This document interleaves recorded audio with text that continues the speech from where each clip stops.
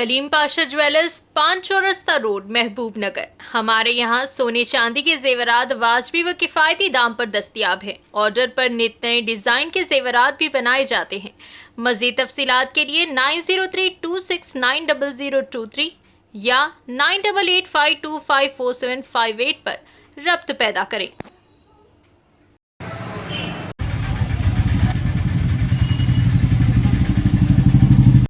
अस्सलाम वालेकुम नाज़रीन, NH टीवी में आप सभी का इस्तकबाल है।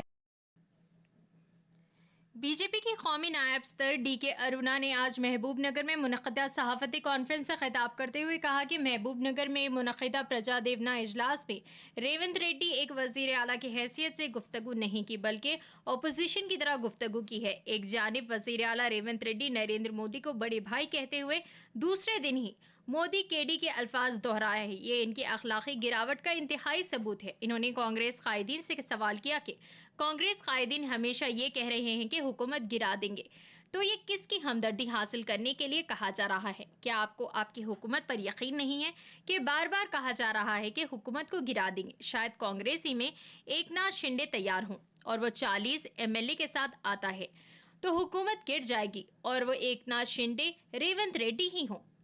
DK अरुणा ने कहा कि माजी में KCR ने भी मुतकब्बिराना अल्फाज कहे और आज हम देख रहे हैं कि वो कहाँ हैं। BRS और कांग्रेस पार्टी झूठ का प्रोपेगेंडा फैलाकर इख्तिदार में आए हैं। इन्होंने कहा कि कांग्रेस पार्टी 60 साल इख्तिदार में रहकर क्या किया है, अवाम को बताए। इन्होंने चीफ मिनिस्टर रेवंत रेड्डी से मुतालिबा किया कि इंतखाबात के दौरान अवाम को दिए गए 6 गारंटी पर अमल दरामद करके बताएं। वजीर आजम नरेंद्र मोदी पर रेवंत रेड्डी को बात करने का कोई हक हासिल नहीं है। इस मौके पर जिला बीजेपी सदर पी श्रीनिवास, मिथुन रेड्डी, रियासती वर्किंग कमेटी के मेंबर B कुंडैया, जिला नायब सदर P सत्यम के अलावा दीगर मौजूद थे।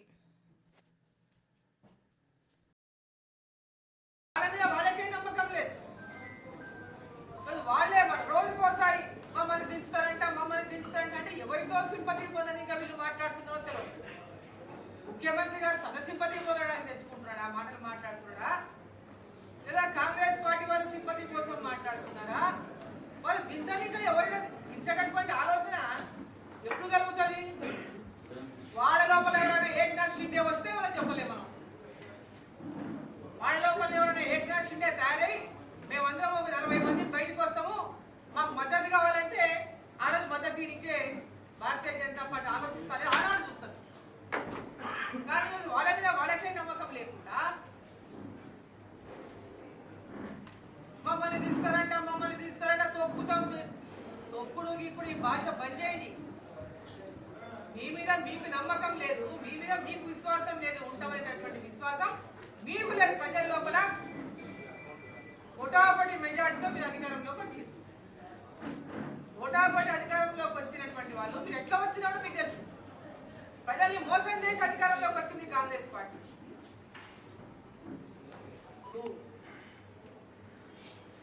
పాలమూరు రంగారెడ్డి జాతీయ హోదా ఇయ్యలేదు మాటికి 2014లో మోదీ గారు చెప్పిందని మాట్లాడతారు. 2014లో పాలమూరు రంగారెడ్డి డిజైన్ ఏంది? పాలమూరు రంగారెడ్డి డిజైన్ ఎవరు మార్చిండ్రు, ఎందుకు మార్చిండ్రు, దాని మీద కార్యక్రమాలు అంటున్నారా? ఆ మార్చిన డిజైన్లకు పెంచిన అంచనాలకు మీరు తారేతందాని అంటున్నారా? ఆ కాంట్రాక్టర్లకు మీరు కూడా కొమ్ము కాస్తున్నారా? మరి ఆనాడు పాలమూరు ప్రాజెక్టు డిజైన్ ఏంటి?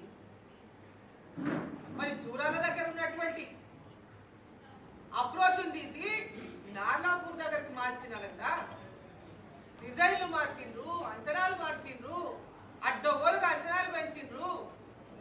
కల్వకుర్తి ప్రాజెక్టుకు ఆల్రెడీ అక్కడి నుంచే నీళ్లు తీసుకుంటా ఉన్నారు లిఫ్ట్కి. కల్వకుర్తి లిఫ్ట్కు సేమ్ అప్రోచే.